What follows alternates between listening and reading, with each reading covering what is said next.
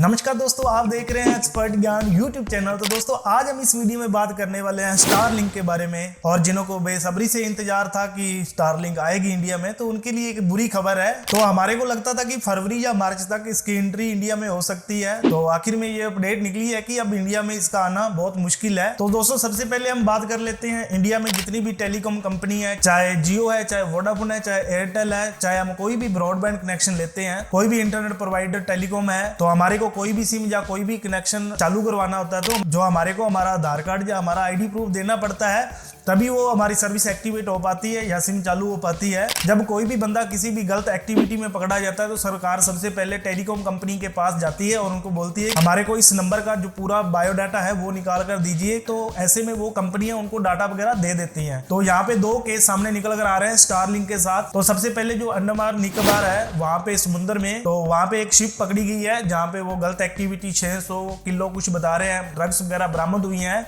तो उनके पास एक स्टारलिंक की डिवाइस निकली है। और जब सरकार ने इलॉन मस्क से पूछा कि ये किसके नाम पर रजिस्टर्ड है, ये स्टारलिंक डिवाइस है, तो उन्होंने साफ साफ मना कर दिया, हम किसी भी कस्टमर का जो पर्सनल डाटा है वो किसी भी सरकार को हम नहीं दे सकते। और एक ऐसी ही घटना मणिपुर में भी सामने आई है। वहां पे भी एक गिरोह वगैरह पकड़ा गया और उनके पास भी स्टारलिंक है, वो डिवाइस उनके पास मिली थी। तो जब सरकार ने उसके बारे में इलॉन मस्क को पूछा कि ये किसके नाम पर रजिस्टर्ड है, हमारे को बताइए, तो वहां पे उन्होंने साफ मना कर दिया कि हम इसकी जो जानकारी है वो किसी भी सरकार को हम नहीं दे सकते। और इसके बाद में इलॉन मस्क ने यह भी कहा जो स्टारलिंक के मीम वगैरह होते हैं, यानी कि इनका नेटवर्क है, वो इंडिया पर है ही नहीं है हमारा, वो इंडिया में हमने बैन कर रखे हैं, यानी कि डीएक्टिवेट कर रखे हैं। तो ऐसे में सवाल ये उठ रहे हैं कि ये जो स्टारलिंक है उनके पास क्या काम कर रही थी, क्योंकि समुद्र में तो कोई ऐसा नेटवर्क आता नहीं और जंगल वगैरह में भी नेटवर्क नहीं आते, वहां पे नेट वगैरह नहीं चलता।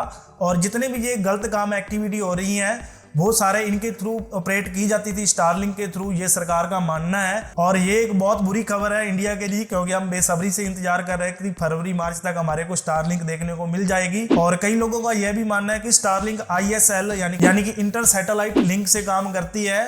तो ऐसे में ऐसा भी हो सकता है कि किसी दूसरे देश की सैटेलाइट है जो उनसे कंटेक्ट वगैरह करवाती है उस डिवाइस से, क्योंकि वो तो एक लिंक से कंटेक्टेड है। और ऐसे में ये माना जा रहा है कि ये स्टारलिंक कहीं ना कहीं उपयोग इस काम के लिए की गई है, गलत कामों के लिए। तो हमारे पास तो अभी ये पहुंची नहीं है। और ये जो भाई साहब जो पकड़े गए हैं, ये पता नहीं कहां से जुगाड़ करके ले आए और इनका जो यूज वगैरह कर रहे थे, और ऐसी कुछ अपडेट निकल कर आ रही थी स्टारलिंक की तरफ से। तो लगता नहीं कि इनको सरकार इतनी मंजूरी दे देगी इनको यहाँ पे लगाने के लिए अपने सैटेलाइट वगैरह, क्योंकि ये अभी से अपने तरंगी कारनामे हैं वो हमारे को दिखाने लग गए हैं। तो ऐसे में हमारे को इस टेक्नोलॉजी का उपयोग भी नहीं करना चाहिए, जो कि हमारे देश के लिए खतरा है। और इसके साथ ऐसी भी खबरें आ रही है कि अब जियो बाजी मार लेगा, क्योंकि अभी स्टारलिंक तो इंडिया में पूरी तरीके से अभी इनका ये मामला जो चल रहा है, तो अभी इनको देखकर लग रहा है कि जियो अपनी बाजी मार लेगा, क्योंकि जियो भी सैटेलाइट पर अपना काम कर रहा है। क्योंकि आपको पता है कि जियो इंडिया में पैदा हुई है और सरकार भी इनका अच्छा सपोर्ट वगैरह कर रही है। तो आगे क्या अपडेट आती है, कोई भी अगर अपडेट आई तो मैं आपके लिए जरूर शेयर करूंगा।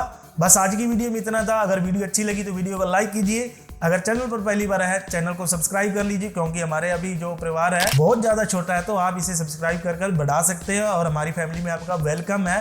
तो मिलते हैं कल किसी नए टॉपिक, नई टेक न्यूज के साथ। जय हिंद, वंदे मातरम।